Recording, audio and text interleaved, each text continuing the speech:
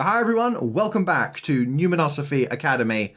I'm Lewis. Today we're jumping back on to the Saints Unscripted Mormon YouTube channel in order to react to one of their most recent videos. As always, if you get any value out of this content, please do me a favor by liking this video for the YouTube algorithm. It helps my channel out a lot.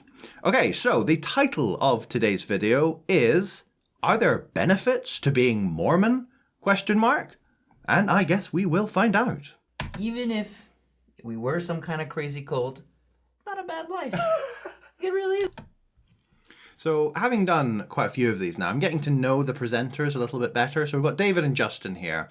And Justin's opening comment is obviously meant as a joke. But I think for Justin, it is actually a joke with some truth to it. I can't imagine that over the course of doing this show, he hasn't come across problems concerning the church that he doesn't know what to do with. He doesn't know how to reconcile. But is it worth, is investigating those problems more deeply and potentially losing his testimony worth what he would lose? Is it worth the damage it would cause? He has a good life. He has this job for Saints Unscripted. He has a wife. He's totally enmeshed within the Mormon community. And if he was to start questioning that and start pushing back, it would cause problems for him. So I think there's some truth in his joke. Now, at the same time, I'm not totally unsympathetic to that way of thinking about truth. I'm kind of inclined towards postmodernism. And so I don't believe that, capital T truth is over there. And if only we, work hard enough that we could get over to it and know what the truth is. I don't think the world works like that. I believe that it is part of the human experience to explore truth for ourselves and to some degree determine what our own truth is, within reason, within dialogue, within community, etc. Which is why I kind of, advocate for agency when it comes to seeking truth, our own spiritual journey of discovery. And that's more of my issue with the LDS Church, that it doesn't allow for that kind of individual exploration because what the truth is determined for you. And so I would much rather individuals were given the space in order to find their own truth. And within the LDS Church, I would hope that greater and greater space to determine one's own truth could be created, could be built into the framework of the LDS Church, or for people that have just had enough of the church, that they themselves can go on their own journey of spiritual discovery. All right, so we have a list here. I think we should just go through this list. So by joining our faith, you get access to an instant community. Worldwide community. Worldwide. I mean, it's obviously different depending on which part of the world you're in. Right. All the parts of the world I've lived in, Mexico, New Zealand, Oregon, Utah, there's been a pretty big Latter-day Saint community. And they're very kind. Yeah, so I definitely don't think you can underestimate the significance of community. Why are people drawn into community? Often through family and friends. Why do people stay? Often because of family and friends. If you can create effective community, that is a big draw for people. And I guess it's kind of a lesson that the ex-Mormon community could learn. There's a lot of value in creating effective community. It creates that support network. It creates space in which people can get to know one another, be kind to one another. It can't be undervalued. It's very important. It's actually kind of interesting because since my wife and we moved, and it's currently era, right? Right. And so we haven't gone to church, and so we haven't gotten to know our new ward. Right. And it's been different just because You don't have the...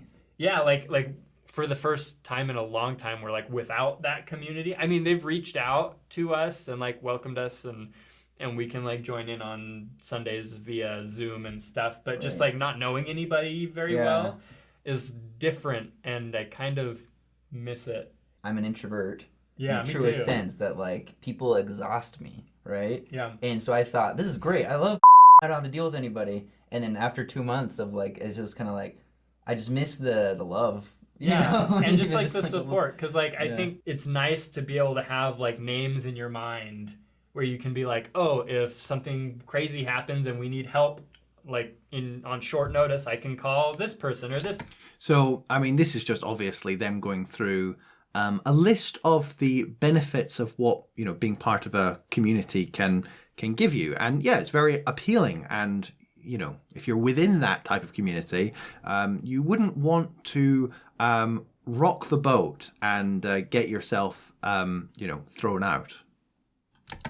Person or this person, even if I don't know them super well, like, oh, I know that they're, you know, they're supposed to minister to me, right? Yeah. And you can just reach out to those people automatically and they'll come to your aid, which I think is cool.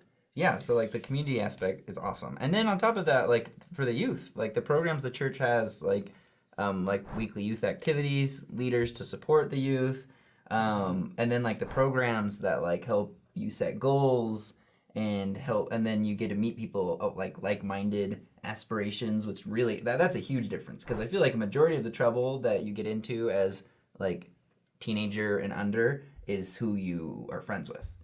Like, so yeah, there's a lot to be said about your ability to believe certain things if it goes against what the normative belief structure within that community is. So, for example, if you are part of a community that all accept that the world was created in 6 days, for example, then it's very difficult to be the one lone voice that wants to go against that and wants to argue another position.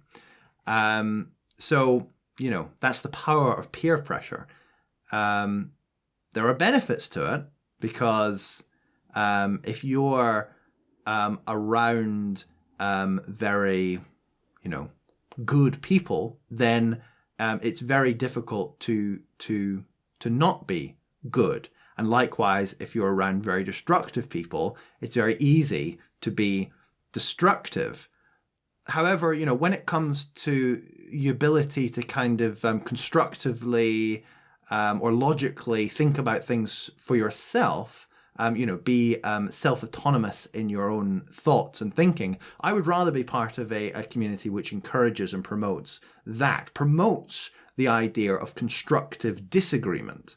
And, you know, I don't think that is taking place within the Mormon Church. Rather, there's pressure for everyone to conform to a particular way of viewing religion, and there being a proper and correct way to live.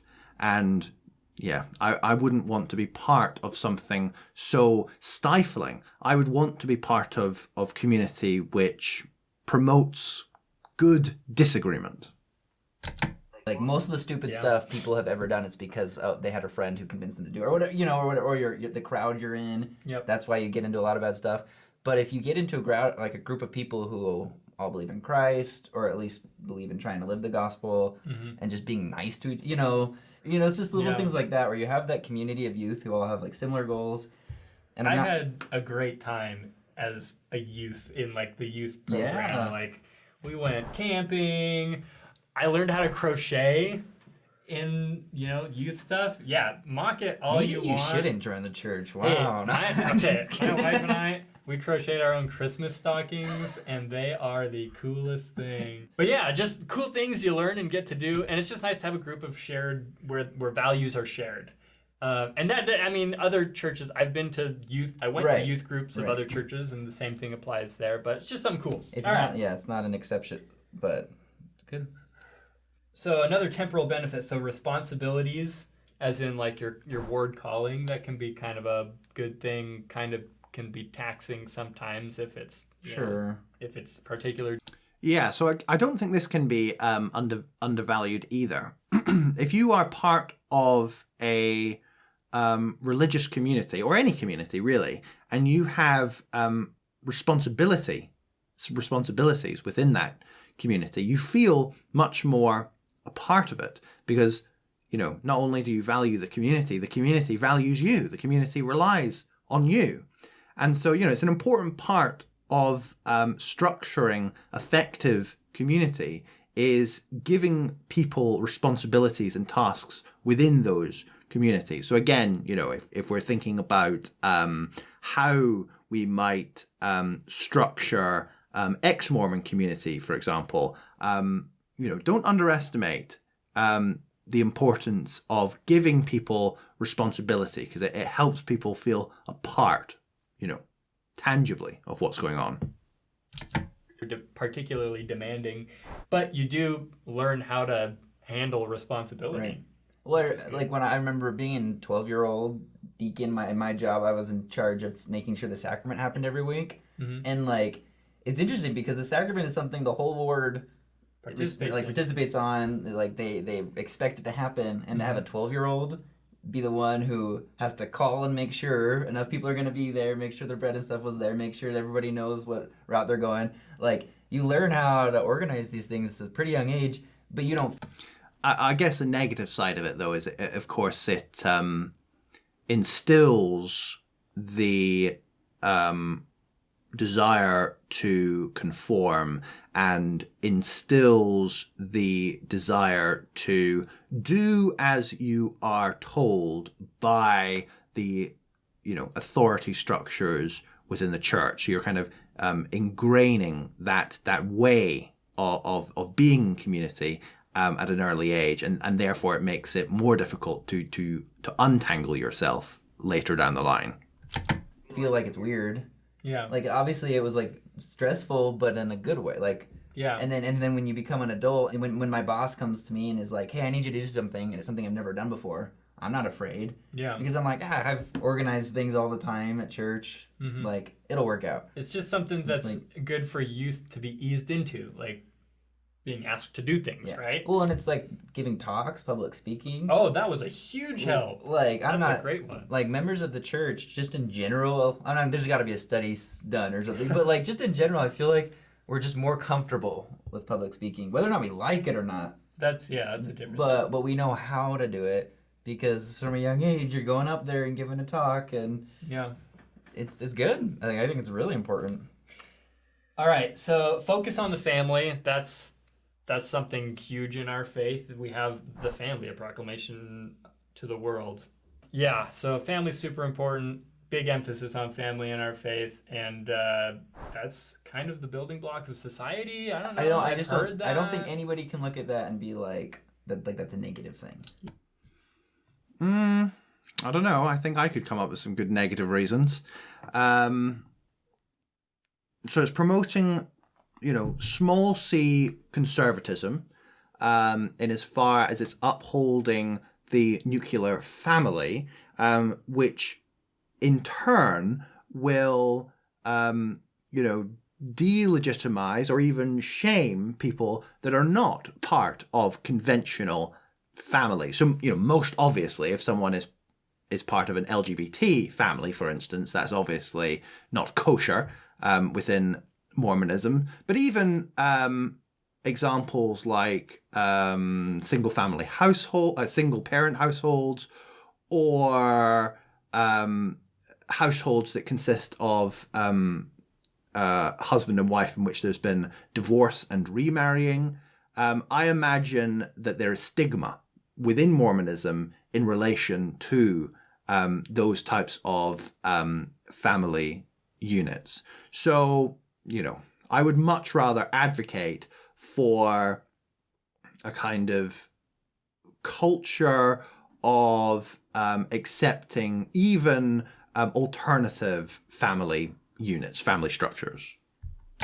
Yeah. Right. And so It's important.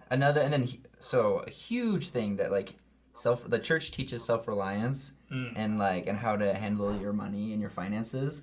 And like I see all these memes where it's like at school they teach us how to do chemistry, but I wish they would teach me how to do my taxes, right? Like people always talk about how public education isn't enough. That's interesting.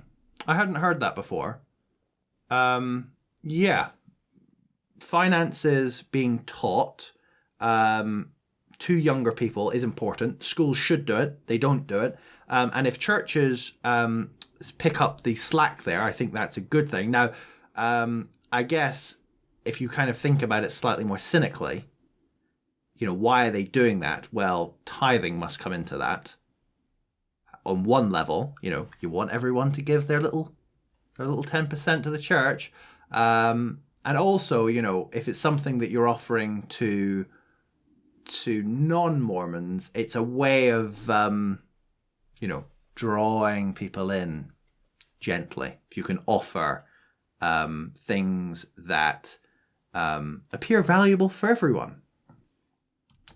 And I feel like I've never worried about that because the church honestly has so many opportunities for you to learn about finances and how to be like fiscally responsible. Yeah. That like I didn't need the public to teach me that because the church did, which is weird to think about, Yeah. And the church does offer self-reliance classes. I think you don't even have to be a member to attend. Nope. And they're like totally free. So if that's something that interests you, if you want to learn how to like start a business or handle your finances better, check that out. And the people who put these programs together, like they're millionaires. Like they have successfully made there's so many people at the church who are very